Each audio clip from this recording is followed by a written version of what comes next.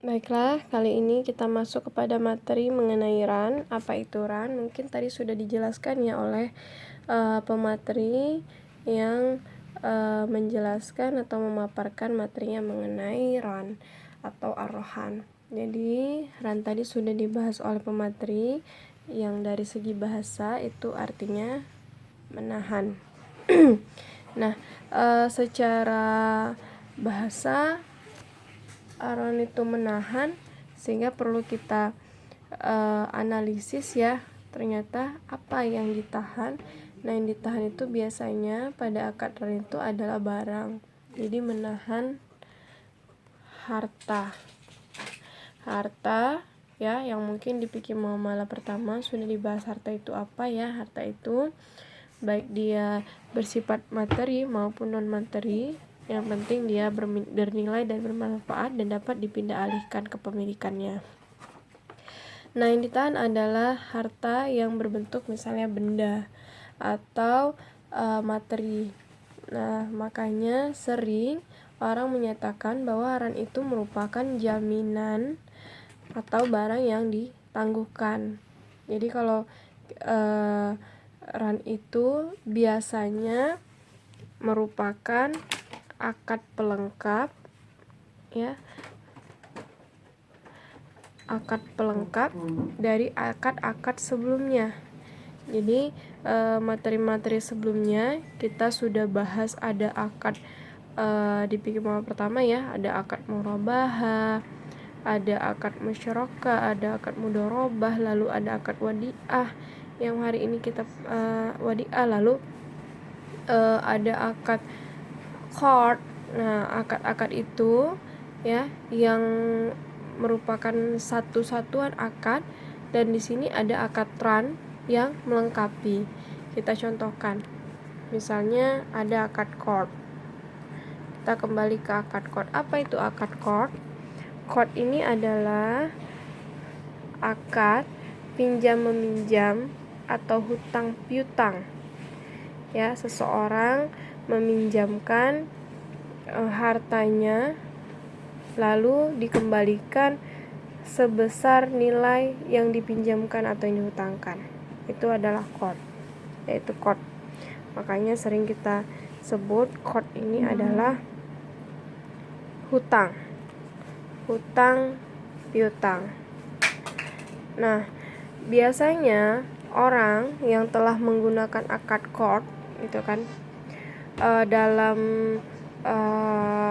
pelaksanaan aktivitas muamalahnya terkadang tidak mempercayai seseorang yang dihutangkan, sehingga perlu adanya penjamin atau jaminan yang dapat dijadikan kepercayaan, agar nanti ketika orang yang tidak dapat mengembalikan hartanya ada jaminan pengembaliannya.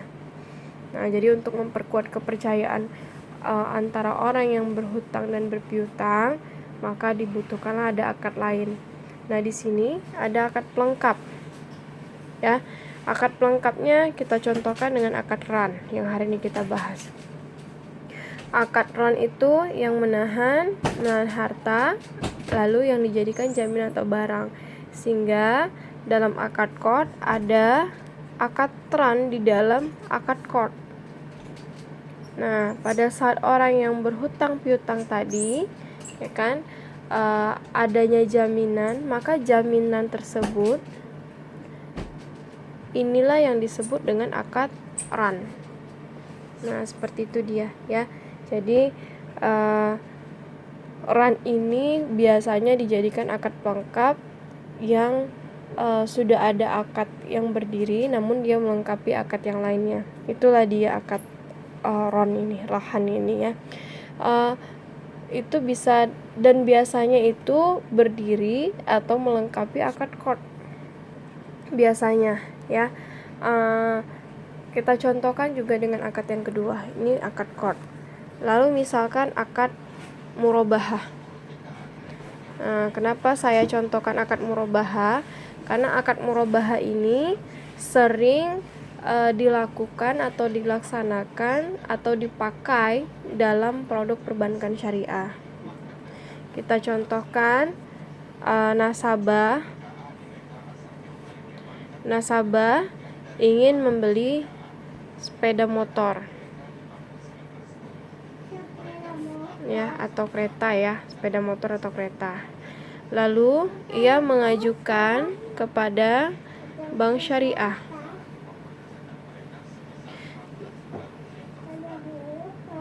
Lalu bank syariah menawarkan sepeda motornya kepada nasabah dengan cara menjual sepeda motornya tadi kepada nasabah.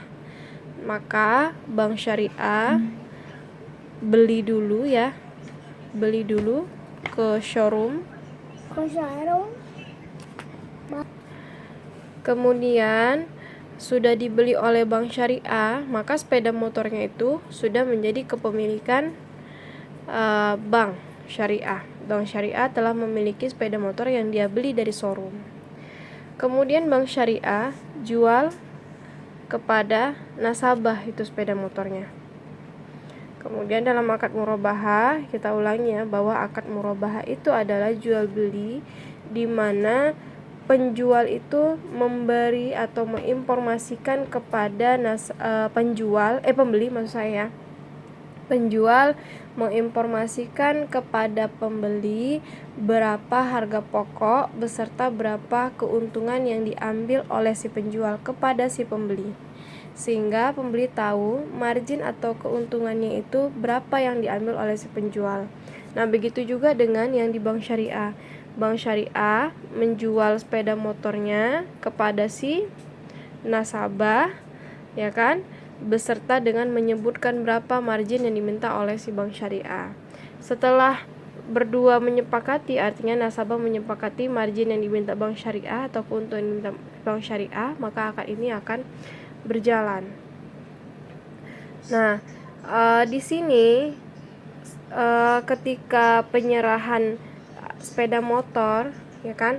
Nah, di sini bank syariah itu membutuhkan namanya jaminan bahwa nasabah itu akan membayar berapa nilai angsurannya atau pembelian sepeda motornya, karena dia membayar secara kredit atau angsuran. Sehingga di sini nasabah memberikan jaminan. Nah, jaminan itu berupa apa?